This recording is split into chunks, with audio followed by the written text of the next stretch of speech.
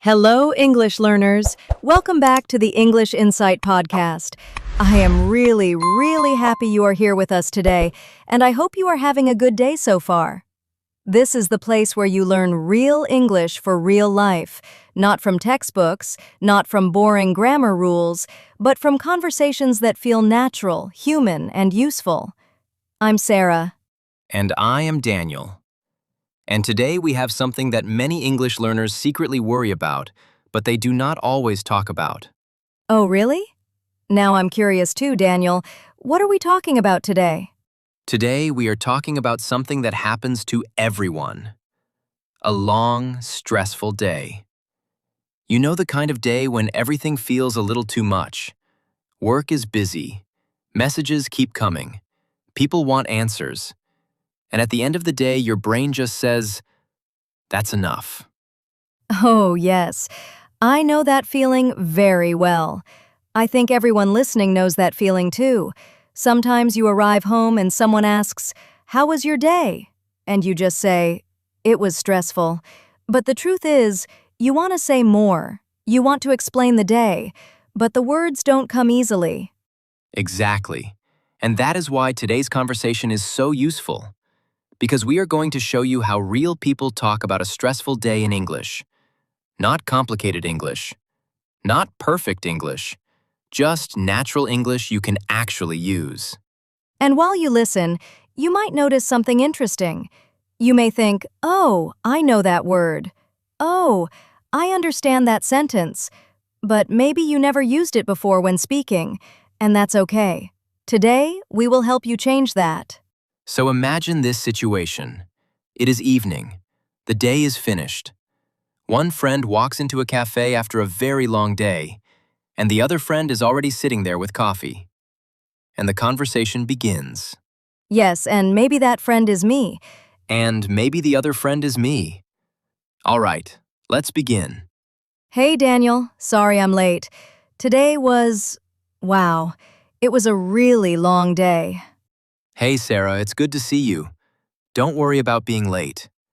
You look a little tired, though. Rough day? Yeah, you could say that. Everything felt stressful today. First, I woke up late. Then the traffic was terrible. And when I finally arrived at work, my email inbox was full. The famous email mountain. Yes, exactly. An email mountain.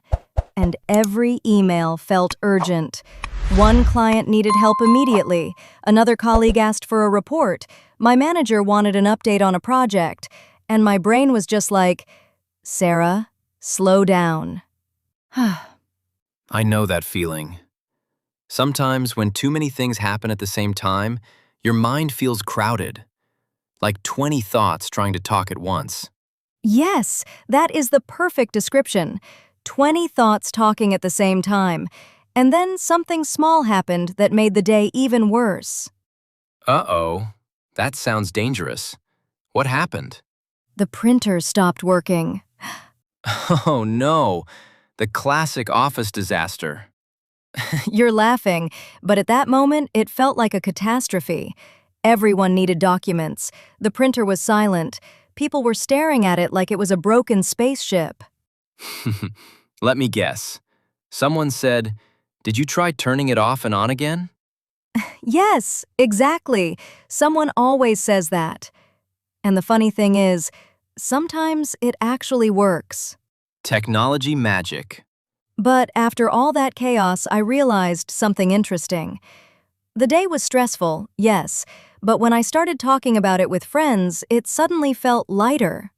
That's true. Talking helps. Sometimes you just need someone to listen while you explain your day. And this is actually a great way to practice English, too. Talking about your day is one of the most natural conversations in the world. You don't need complicated grammar. You just need simple, honest sentences. Exactly. And the best part is, you can start today. Tonight, you could ask a friend, "How was your day?" Or you could say, "My day was a little stressful, but something funny happened." and suddenly, you are having a real conversation in English. And if you enjoy learning English through these kinds of real conversations, don't forget to subscribe to the channel, leave a like, and share this with a friend who is also learning English. Because the more you listen to natural conversations, the more natural your English will feel. All right, Sarah, now I have a question. After such a stressful day, what did you do to relax? Honestly, the first thing I did was sit down and take a deep breath. You know that moment when the whole day finally stops moving? I ordered a cup of coffee, and I told myself, "Okay, Sarah, the day is over. You survived." Sometimes that is the best feeling in the world. When a long day finally ends and you can just sit, breathe, and do nothing for a moment. Exactly. And you know something interesting, Daniel? While I was sitting there, I started thinking about how many small problems during the day felt huge at the time, but later they didn't seem so serious anymore. That happens a lot. When we are inside the stressful moment, everything feels bigger. But later, when we talk about it, we realize it was just one busy day. Yes, and talking about it really helps.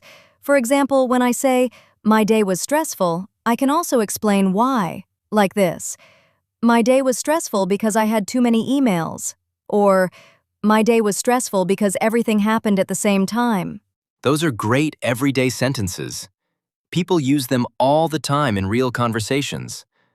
Another one I hear a lot is, "It was one of those days." Oh yes, that is such a good expression.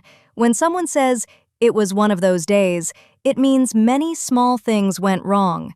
Not a disaster, but just annoying things all day. Like the printer breaking, the traffic being terrible, and the coffee machine running out of coffee. Okay, if the coffee machine stops working, that is a real emergency. I agree completely. But there is something important here for English learners.